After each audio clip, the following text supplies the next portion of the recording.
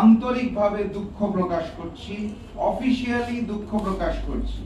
ভবিষ্যতে আর কুলাঙ্গার শব্দটি ব্যবহার করব না বলে আজকের এই সংবাদ সম্মেলনের মাধ্যমে কথা দিচ্ছি, ঘোষণা দিচ্ছি। সেই শব্দটি হচ্ছে কুলাঙ্গার।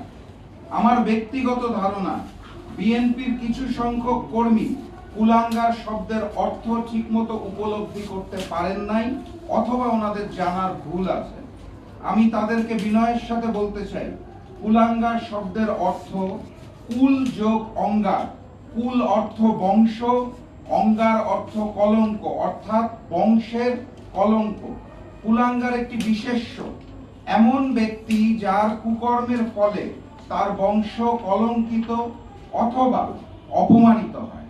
সম্ভবত কুলাঙ্গার শব্দের অর্থ না বোঝার কারণে বিএনপির কিছু কর্মীদের মাঝে এত উত্তেজনা সৃষ্টি হয়েছে। কারণ এই বক্তব্যটা আমি দীর্ঘদিন ধরেই দিয়ে আসছি। এই একটি শব্দের কারণে আমার বক্তব্যের অর্থ পরিবর্তন হয় নাই। তারপরেও যেহেতু বিএনপি কর্মীরা তারা কুলাঙ্গার শব্দ ব্যবহার করার জন্য রাগ করেছেন, কষ্ট পেয়েছেন, তাই আমি বিএনপি সমর্থক গোষ্ঠীর কাছে আন্তরিকভাবে দুঃখ প্রকাশ করছি, অফিসিয়ালি দুঃখ প্রকাশ করছি। ভবিষ্যতে আর কুলাঙ্গার শব্দটি ব্যবহার করব না বলে আজকের এই সংবাদ সম্মেলনের মাধ্যমে কথা দিচ্ছি, ঘোষণা দিচ্ছি। কিন্তু অতীত থেকে ব্যবহার করে আসা আমার বক্তব্য কিন্তু একই রয়ে গেছে। আমি এই শব্দটা যেহেতু আপনারা মন খারাপ করছেন, আর বেঈমানি করে দেশের 70% মানুষের গণভোটের হার সাথে বেঈমানি করে অলরেডি প্রমাণ করেছে। সম্মানিত সাংবাদিকবৃন্দ, আমার এই বক্তব্যের পরিপ্রেক্ষিতে দেশের বিভিন্ন অঞ্চলে বিএনপি সমর্থক গোষ্ঠী প্রতিবাদ করেছে, মিছিল করেছে, মিটিং করেছে, আমার কুশপুত্তলিকা দাহ সহ নানাবিধ কর্মসূচি পালন করেছেন। সেটা করার সম্পূর্ণ গণতান্ত্রিক অধিকার তাদের রয়েছে। আমি সরকারপন্থী নেতাকর্মীদের আমার পক্ষ থেকে সাধুবাদ জানাই। কিন্তু গতকাল শুক্রবার সকালে আমার বাসভবনের সামনে সরকারপন্থী ও বিএনপি সমর্থক গোষ্ঠী যেভাবে বাসভবনকে অবরুদ্ধ করে মব সৃষ্টি করেছে, সেটা হতবাক করার মতো। জুলাই গণঅভ্যুত্থানের সময় আওয়ামী সন্ত্রাসীরা পঞ্চগড় জেলায় জাকপা কার্যালয়ে হামলা ও ভাঙচুর করেছিল। আমি অত্যন্ত দুঃখের সাথে লক্ষ্য করলাম, গতকাল শুক্রবার বিকালে পঞ্চগড়ে ছাত্রদল এবং যুব দলের মিছিল থেকে প্রায় 200-250 জন নেতাকর্মী সেই আওয়ামী সন্ত্রাসী কায়দায় পঞ্চগড় জেলা জাকপা কার্যালয়ে হামলা এবং ভাঙচুর করেছে। বাক স্বাধীনতা গণতন্ত্রের অন্যতম ভিত্তি।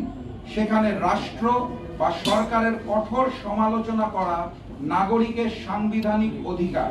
আমাদের সংবিধানের 39 নং অনুচ্ছেদে চিন্তা ও বিবেকের স্বাধীনতা এবং বাক ও ভাব প্রকাশের স্বাধীনতার নিশ্চয়তা দেওয়া হয়েছে। আপনারা জানেন, সংসদে সংবিধান নিয়ে অনেক আলাপ আলোচনা ইদানিং করা হয়।